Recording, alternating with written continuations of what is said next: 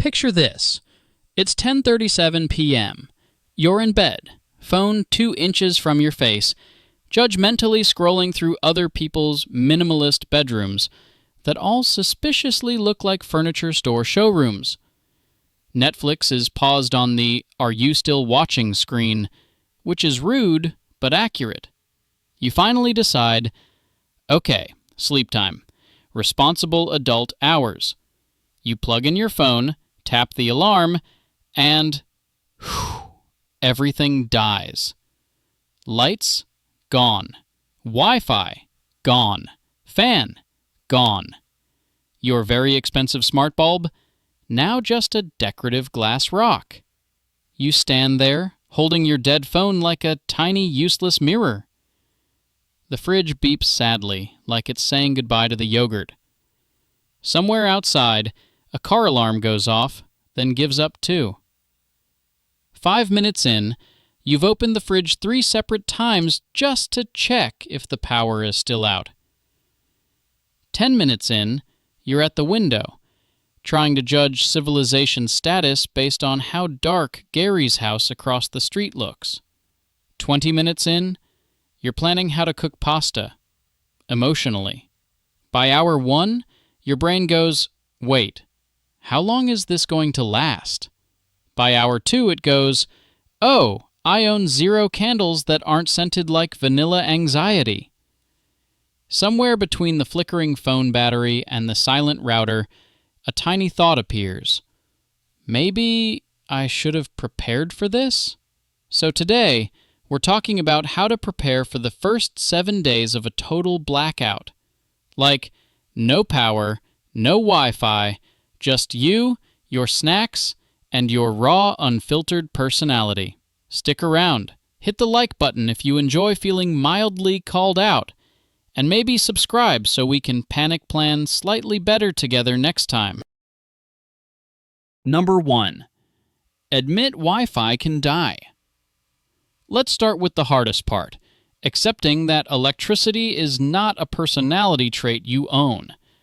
Most people think blackout and picture a few hours. Phone on 20%, laptop on 40%. You feel weirdly immortal. That's not what we're talking about. We're talking up to a week, 7 days, 48 meals, several hundred is the power back thoughts. So step 1 is mental. Decide ahead of time. If the lights go out and stay out, I'm not surprised. I'm mildly annoyed, but I am ready. That mindset changes what you buy and what you plan. You stop thinking, worst case, I'll just DoorDash. Because no. DoorDash is also in the dark, sitting in a parking lot, watching their battery drop like everyone else. Do a little thought experiment. Imagine your home right now, but frozen in time. Whatever's in your fridge, that's it. Whatever's charged, that's it. No stores, no ATMs, no elevators, no microwave acting as a $200 bowl holder. If that image brings a tiny wave of nausea, good. That's the motivation. Preparing for a blackout is basically future you whispering, hey, let's not rely on the universe being nice. The universe has not signed that contract.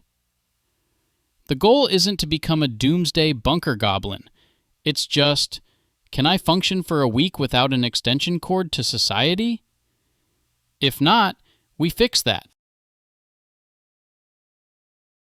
Number 2. Firm, reassuring water is non-negotiable. All right, let's talk about water. The least exciting shopping list item and the most important thing in your house. In a blackout, water can still run. Until it doesn't. Electric pumps, treatment plants, pressure systems, lots of invisible, fragile stuff. If that chain breaks, your tap turns into an expensive metal decoration. So, baseline, aim for at least 2 to 3 liters per person per day for 7 days. That's for drinking only, not showers, not dishwashing, not I felt like doing a dramatic movie-style face splash. Just drinking. Then add extra for things like brushing teeth without feeling like you're camping in a parking lot, minimal dish rinsing, making coffee because, honestly, civilization depends on that. Practical version. Store water in boring containers. Big jugs, cheap bottles, refillable containers. They don't have to be aesthetic. This is not an Instagram pantry tour. This is, I would like my organs to continue functioning.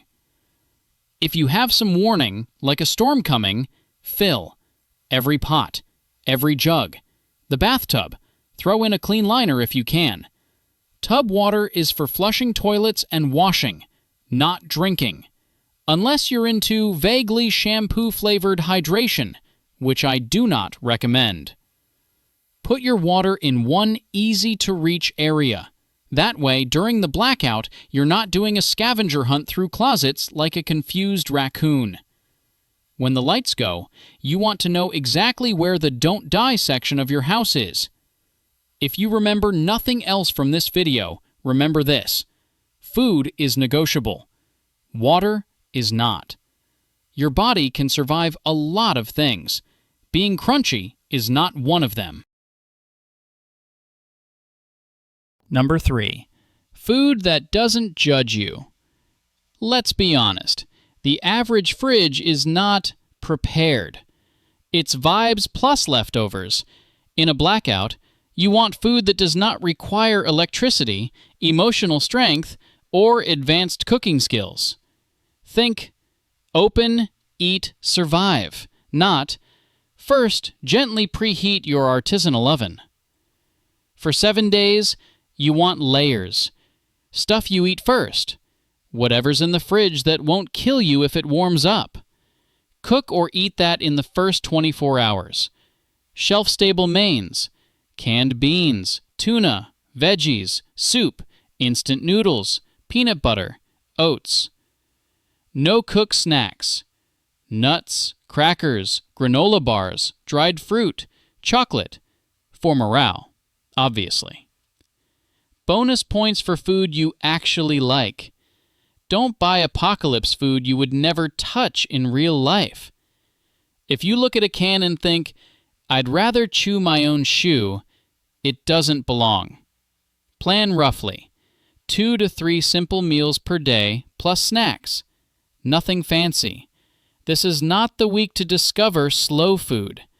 There is no slow when the lights are off and you're eating by flashlight.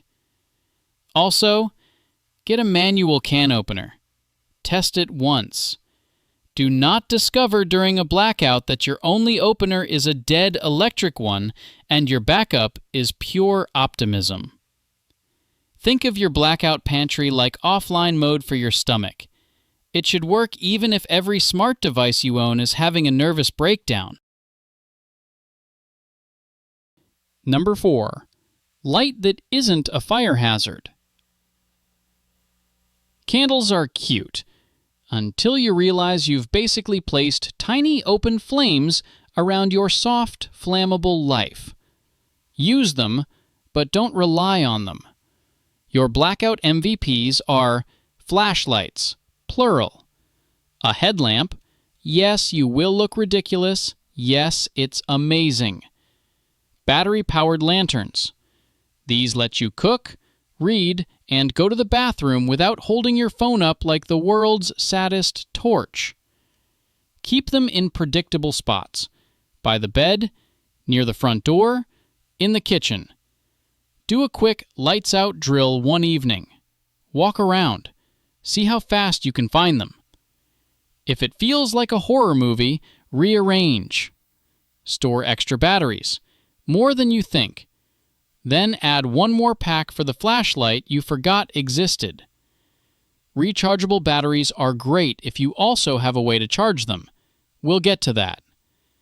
Use candles as backup mood lighting, not your primary survival strategy, and never leave them burning while you sleep. You don't want your romantic blackout ambiance to turn into insurance paperwork. Light is sanity. Sitting in absolute darkness makes time feel weird and thoughts get loud. Give yourself enough light to feel human, not like a raccoon locked in a shed. Number 5. Power without losing your mind. Let's talk about the emotional support rectangle, your phone. In a real blackout, your mission is not stay online at all costs. It's use this tiny glowing brick as wisely as possible. That means get at least one decent power bank, 2 if you can swing it. Keep them charged during normal life. Empty power bank is just a metal paperweight. If you have a laptop, that's an extra battery. Charge your phone from it if needed. When the power goes, switch your phone to airplane mode when you're not actively checking. Low power mode always. Minimal apps. Messaging, notes, flashlight, maybe downloaded music or podcasts. This is not the time to scroll short videos for 2 hours. That's like drinking all your water on day 1 because you were bored. If you have a car and it's safe to move it, you can use it to charge devices. With windows cracked and engine in a well-ventilated area. Don't idle in a closed garage. We're trying to survive the blackout, not unlock hard mode. Treat your battery percentage like money in the world's worst economy. Spend it deliberately. No impulse purchases. If any of this feels painfully accurate, tap like or save the video so future you has receipts when present you pretends, nah, I'll be fine. Number 6. Temperature traps. Electricity isn't just light and chargers. It's also not sweating through your mattress and not seeing your breath in the living room. If you're somewhere hot, your mission is shade and airflow. Light clothes, cotton, loose, curtains or blinds to block direct sun. Battery-powered fan if you can get one. Drink water like it's your part-time job. Hang a damp cloth in front of an open window for a tiny, low-budget cooling effect. Keep windows closed during blazing midday heat. Open them early morning and late night to let cooler air in. If you're somewhere cold, think layers. Wear multiple thin layers instead of one thick one. Hat, socks, blanket, cape. The whole fashionable potato look. Close off rooms you don't need and live in one smaller space so your body heat actually does something. Sleeping? Extra blankets under you help as much as on top of you. Cold floors steal warmth like subscription fees steal money. You're not trying to be perfectly comfortable. You're aiming for not miserable, not frozen, not melted.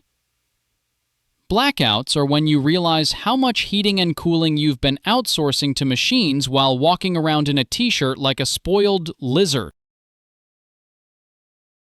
Number 7. Boredom will ambush you. The first few hours of a blackout feel dramatic. You're alert. You're counting battery percentages. You feel like the main character. Day 2, you're staring at a wall counting how many holes are in the ceiling vent. Boredom sounds harmless, but it makes people cranky, careless, and weirdly impulsive. So prep offline fun like you're packing for a kid with no tablet. Stuff to have. Actual physical books. Yes, with paper. A deck of cards. Pens. A notebook. Low-tech games. Uno. Dice. Tiny puzzles. If you live with others, plan a couple of if the power dies we do this activities. Card tournament. Story time. Drawing challenges. Anything that doesn't rely on pixels. If you live alone, have a little list written down. Things to do when the Wi-Fi dies. Clean one drawer. Journal. Stretch. Read. Write down every bad business idea you've ever had. Boredom in a blackout is like background radiation. You don't notice it at first, but it slowly mutates your mood until you're arguing with a spoon. Number 8. Tiny emergencies and not so tiny ones. Now for the stuff you only think about when it's too late.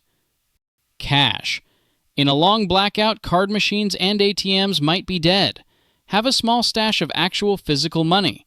Not your life savings, Just enough for basics if some stores open with cash only taped to the door. Medications. Keep at least a week's buffer of anything important, plus basic painkillers, stomach meds, and any allergy stuff you rely on. This is not the week to discover you're out of asthma inhaler. First aid.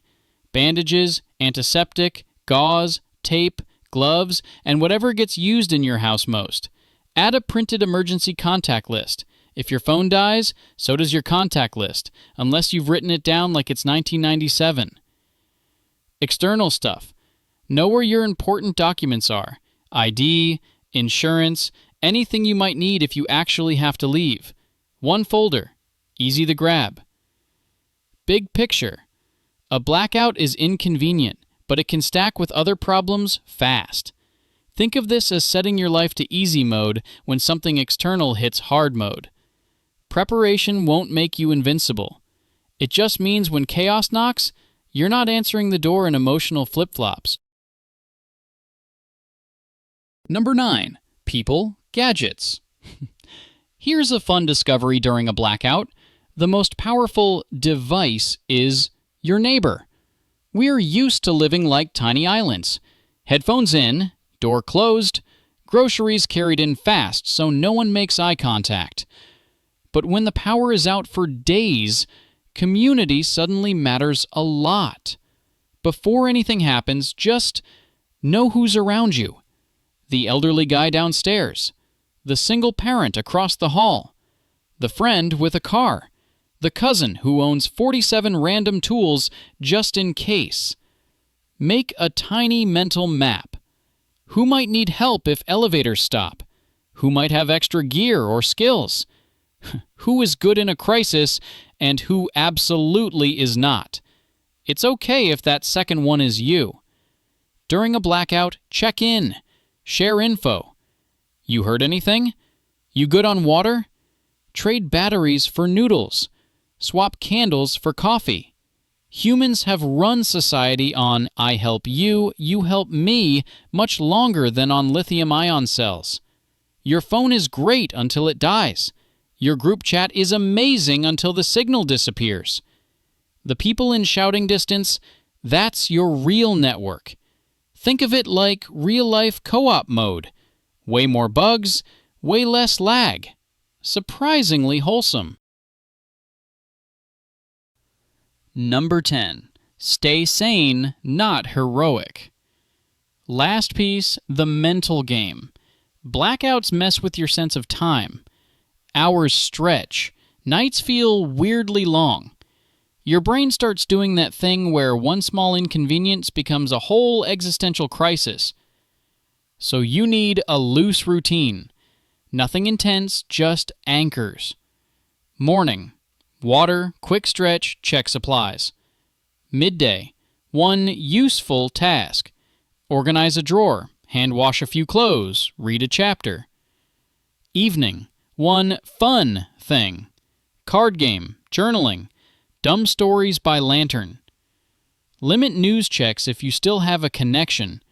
Constantly refreshing terrible updates doesn't bring power back faster. It just fries your mood. Be kind to your body.